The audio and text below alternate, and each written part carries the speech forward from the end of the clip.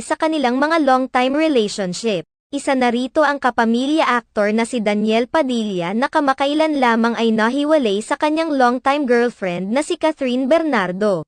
Marami sa mga netizens ang nanggagalaiti sa aktor dahil sa pagiging pretentious nito pagdating sa pagiging conservative, subalit kasalungat naman ito ang mga naglabasang isyu ngayon patungkol sa aktor at mga babaeng kinakalantari nito habang karelasyon pa niya ang aktres na si Catherine Bernardo. Ang isa pang aktor na nakakatanggap ngayon ng pambabatikos sa social media ay walang iba kundi ang kapuso actor na si Sian Lim. Kamakailan lamang ay inamin na rin ni Kim Chiu at Sian Lim ang kanilang paghihiwalay. Bagamat walang sinabing dahilan si Kim Chiu sa naging dahilan ng kanilang breakup, marami pa rin ang naniniwala na nangyari ito dahil sa kapabayaan ni Sian Lim.